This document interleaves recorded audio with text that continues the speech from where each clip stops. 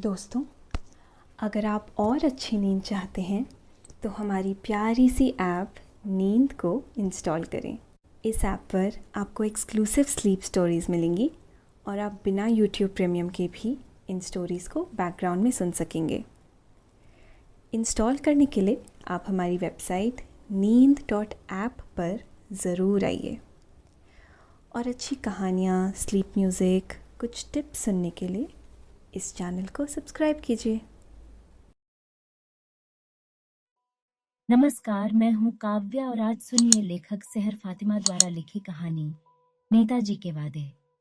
राघोपुर गांव का बाजार चौक आज शाम के इस वक्त गांव के ही लोगों से भरा पड़ा था। कोने में एक खटिया लगी थी जिस पर बैठे सरपंच जी हुक्के की टोंटी अपने मुंह से लगाए गहन चिंता में डूबे हुए थे। डूबते हुए सूरज की रोशनी में वहां मौजूद लोगों के चेहरे पर एक पीलाहट भरा साया था।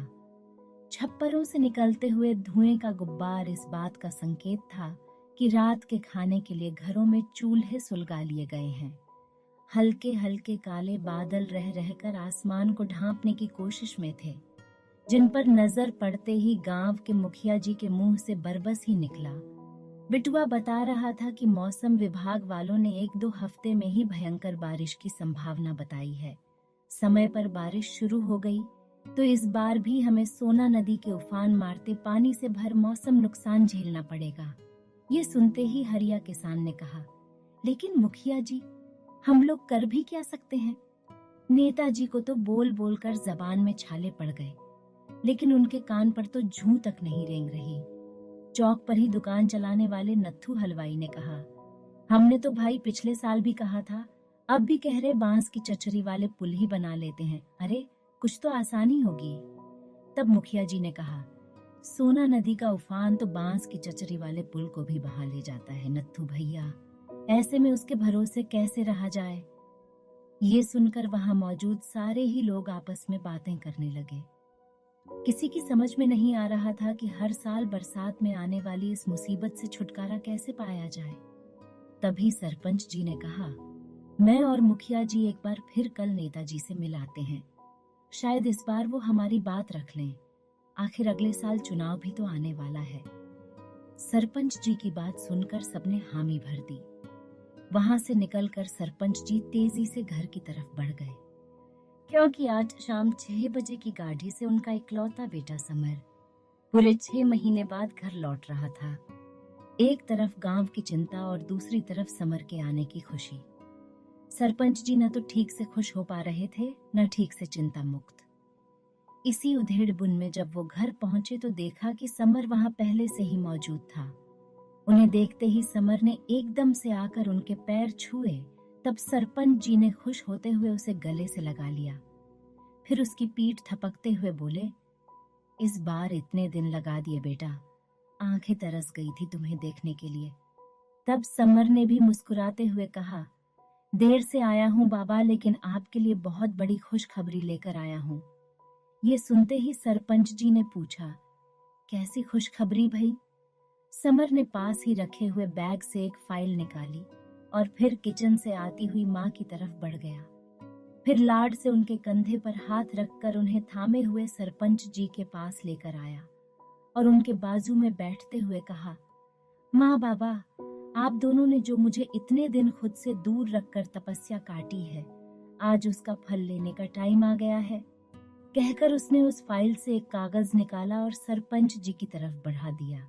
सरपंच जी ने खुशी और आश्चर्य के मिले जुले भाव में गोते लगाते हुए उस कागज को थामा और उस पर नजरें दौड़ानी शुरू कर दी।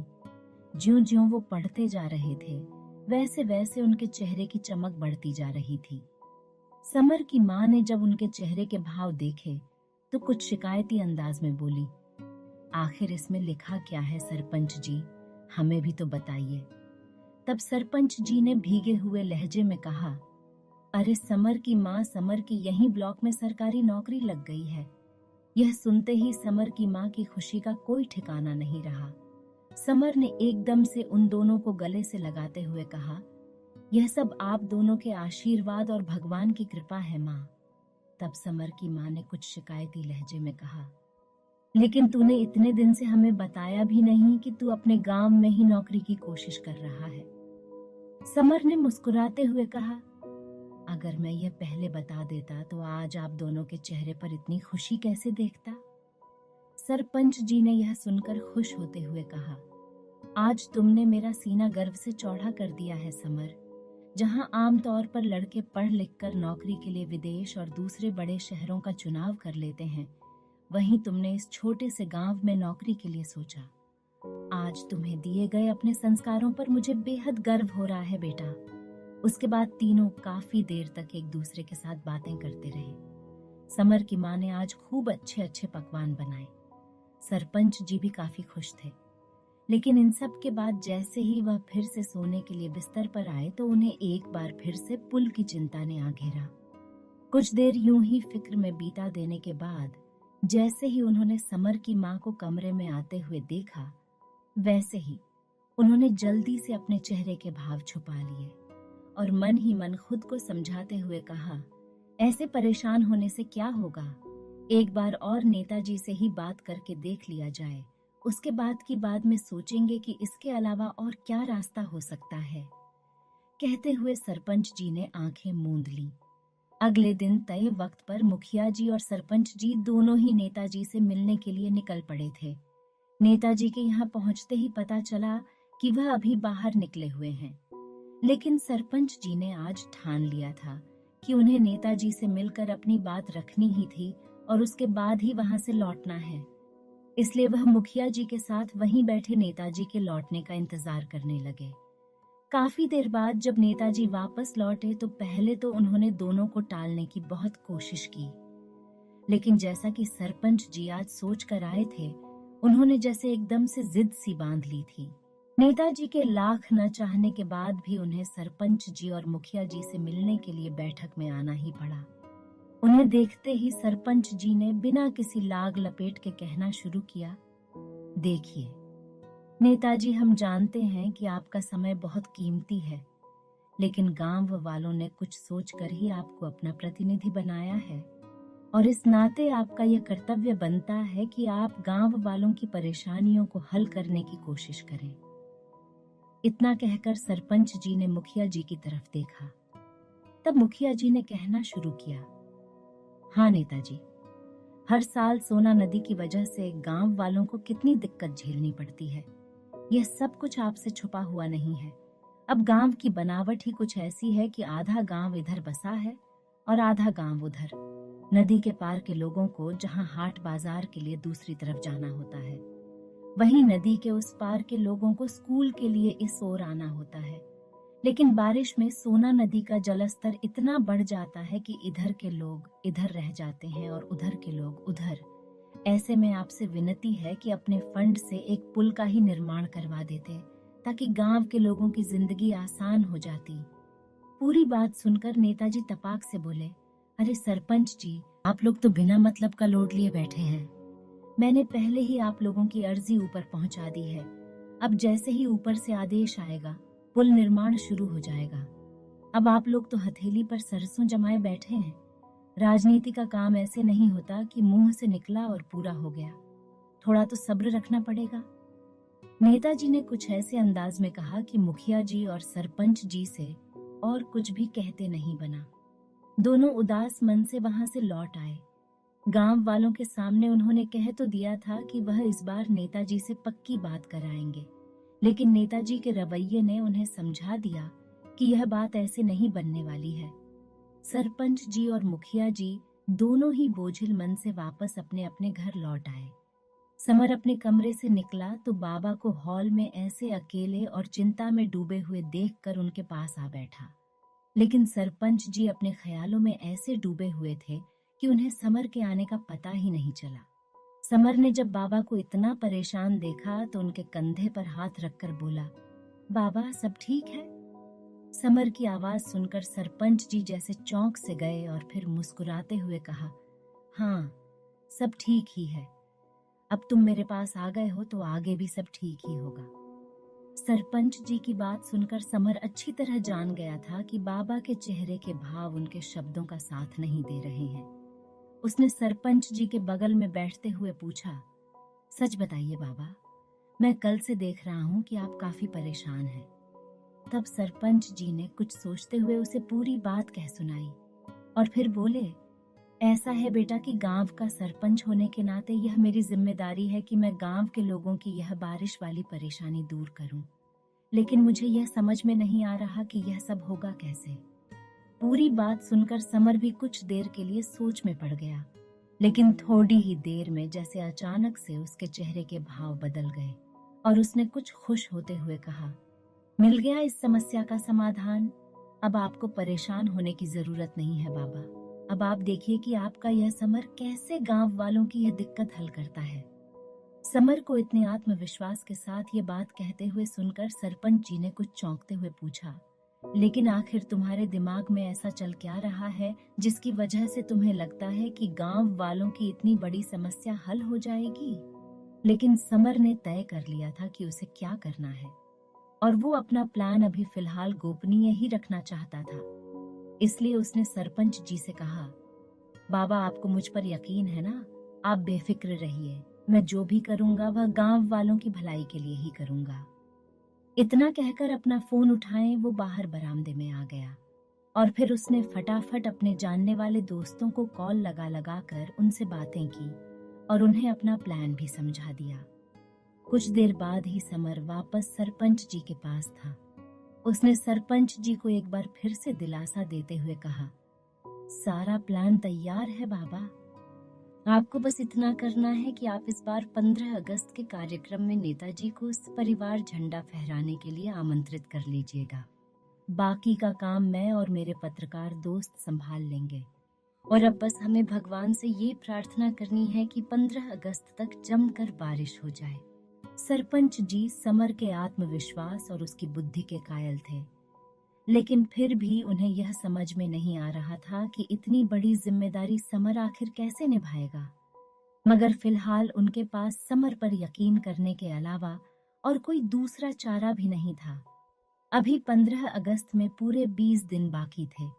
इस दौरान गांव वालों ने अपनी तरफ से नेताजी को झंडा फहराने के लिए न्योता दे दिया था और अब समर लगातार बारिश की भगवान से प्रार्थना कर रहा था कि हर बार की तरह इस बार भी समय पर बारिश बरस कर उसका प्लान कामयाब कर दे।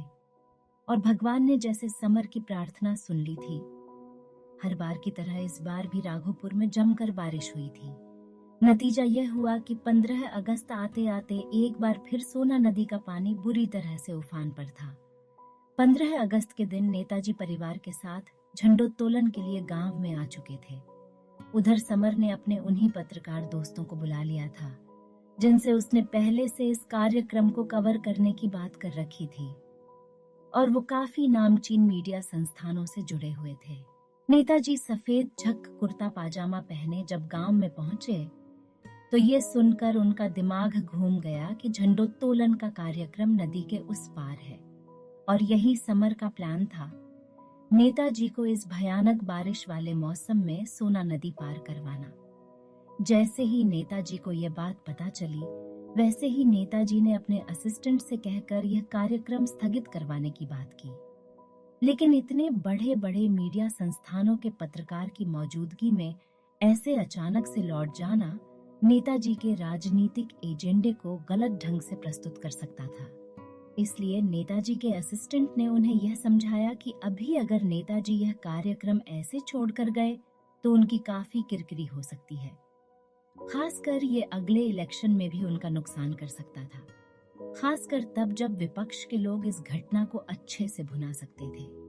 इसलिए उन्हें यह कार्यक्रम पूरा करके ही जाना होगा। थक हार कर नेताजी को उस पार जाने के लिए कदम बढ़ाना ही पड़ा। स्थानीय लोगों के द्वारा बनाई गई बांस की चचरी वाले पुल पर उनके और उनके परिवार वाले कदम रखते हुए खूब डर रहे थे। यहाँ तक कि नेताजी की पत्नी ने भी उन्हें इस बात के लिए खूब आंखें दिखाई। जैसे तैसे उस पार पहुंचकर नेताजी ने झंडोत्तोलन का काम पूरा तो कर दिया, लेकिन भाषण देते वक्त अचानक से समर के पत्रकार दोस्त ने उठकर उनसे सवाल किया, नेताजी जैसा कि अभी इस तरफ आते हुए आपने भली भांति देखा कि यहाँ तक आने में आपको कितनी परेशानी का सामना करना पड़ा है, तो आशा करता हूँ कि अब आपको गांव वालों की परेशानियों का अच्छे से अंदाजा हो चुका होगा। इस नाते अब क्या हम सब ये उम्मीद कर सकते हैं कि आप गांव वालों की परेशानी को समझते हुए उनके लिए अभी ही पुल के शिलान्यास की घोषणा कर देंगे? तभी विपक्ष के एक मजबूत पद वाले दूसरे नेता ने कहा, हाँ हाँ, आप लोग पूछ लीजिए। अगर नेताजी ये घोषणा नहीं कर पाए तो हमारी पार्टी ये घोषणा करवा देगी। जनता ने हमें अगले साल चुनाव में जितवाया तो 1 साल में पुल निर्माण की जिम्मेदारी हमारी पार्टी लेने के लिए तैयार है। अब नेताजी को काटो तो खून नहीं, इतना तो उन्हें समझ में आ चुका था कि अभी वह बुरी तरह से फेरे में पड़ चुके हैं। यही वजह थी कि वह चाहकर भी घोषणा से इनकार नहीं कर पाए। साथ ही उनके असिस्टेंट ने भी उन्हें ये इशारा करके कह दिया था कि फिलहाल यहाँ घोषणा कर देना ही सही है। समर की सूझबूझ और समझदारी ने आज सरपंच जी के साथ साथ गांव वालों का भी सिर गर्व से उठा दिया था। अब क्योंकि नेताजी खुद भी दिल से इतने बुरे नहीं थे, इसलिए इतनी दिक्कतों के बाद यहाँ आकर उन्हें भी एहसास हो गया था कि वाकई गांव वालों को पुल की कितनी जरूरत है। इसलिए उन्होंने भी वापस लौटते हुए यह मन ही मन तय कर लिया था कि इस बार वाकई गांव वालों की यह समस्या वह जरूर से हल कर देंगे। तो दोस्तों, इस कहानी से हमें यह शिक्षा मिलती है कि हम जब तक उस परिस्थिति में नहीं होते तब तक हमें दूसरों के तकलीफ का अंदाजा नहीं होता। लेकिन साथ ही ये हमारा धर्म है कि जब हमें कोई जिम्मेदारी सौंपी जाए तो हम अपने कर्तव्य का पूरी निष्ठा के साथ पालन करें। आशा है ये कहानी आपको अच्छी लगी होगी और आप अब गहरी नींद में जाने वाले हैं। शुभ रात्रि।